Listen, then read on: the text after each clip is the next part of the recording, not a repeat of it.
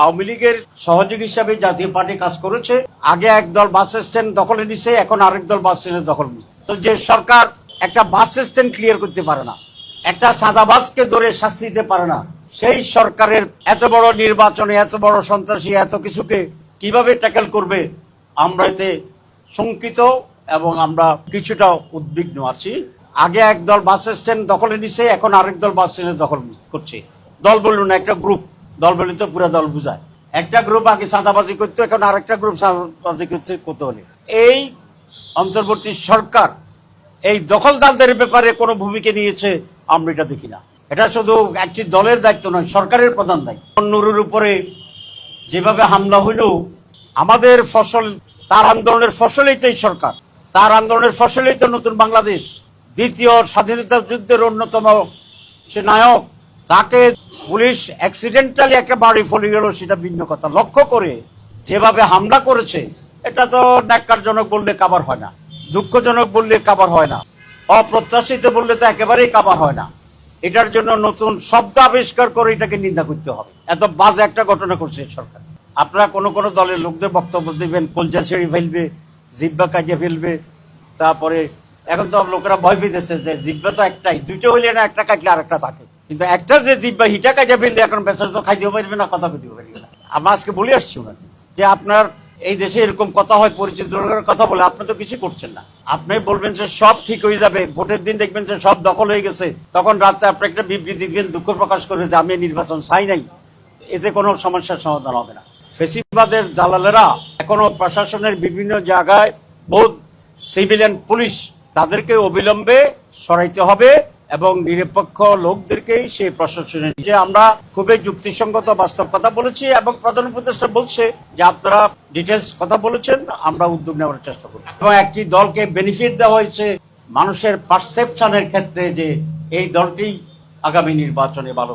উনি আজকে আমাদের সাথে বলেছে জুলাই চার্টার এটা ওনার সাবজেক্ট এবং এটা হইতে হবে, কিন্তু এটা অর্জন না করে নির্বাচনের ট্রেন ছেড়ে দেওয়াটা এক ধরনের আমি কি বলবো, এক ধরনের ভুল সিদ্ধান্ত। কারণ একটা দল যেভাবে চেয়েছে সেভাবে হয়েছে, তারা নির্বাচন দিয়ে গেছে।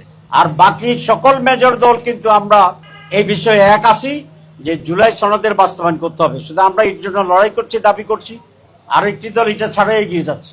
এখানে একটা বৈষম্য তৈরি হয়েছে, কারণ একটি দলকে অফেন্সিভ রাখা হয়েছে আর আমাদেরকে ডিফেন্সে দিয়ে দেওয়া হয়েছে। আমি এটা ওনাকে বলেছি, এখানে লেভেল প্লেইং ফিল্ডের যে ইস্যুটি, এটা ক্ষুণ্ণ হয়েছে এবং এটা আপনাকে ঠিক করতে হবে, নির্বাচনের আগেই ঠিক করতে হবে। আমরা পিআরের ব্যাপারে কথা বলেছি। এখন 31টি দল যারা আমরা নির্বাচন কমিশনে, আমরা যারা ঐক্যমত্য কমিশনে রিফর্মসে ছিলাম, এর ভিতরে 25টি দল পিআর চায়। যেমন বামপন্থী দলগুলো পিআর চায়, ইসলামী দলগুলো পিআর চায়, তার বাইরেও যে সমস্ত দল আছে, যেমন নূরের দল আছে, এবি পার্টি আছে, আমাদের রাষ্ট্র সংস্কার আন্দোলন আছে, এরা সকলে পিআর চায়। সুতরাং আমরা বলেছি পিওর এদেশের মেজরিটি রাজনৈতিক দল চাচ্ছে, যারা মেজরিটি মানুষকে প্রতিনিধিত্ব করে। আমাদের মাঝে একটু ডিফারেন্স হচ্ছে, অনেক দল আপার হাউসে পিআর চায়, আর আমরা এবং আরো কয়েকটি দল আমরা পুরাটাই পিআর চাই, আপার হাউস লোয়ার হাউস। এখানে পার্থক্য, কিন্তু পিআর সকলে আমরা চাই। সুতরাং আমরা বলেছি অধিকাংশ দল যেহেতু পিআর চায়, এই একটি কারণে। আর গত নির্বাচন করে যে ভোট ডাকাতি, কেন্দ্রে না আসার দিতে যাওয়া, মানে কালো টাকার প্রভাব, দিনের ভোট রাতে হয়ে যাওয়া, এই সকল অভিজ্ঞতায় আমরা মনে করি একটি নতুন সিস্টেমে নির্বাচন দরকার। না হলে আগের মতোই কেন্দ্র দখল হতে থাকবে, আগের মতোই কেন্দ্র দখলে নির্বাচনের পরে আবার আন্দোলন হতে থাকবে।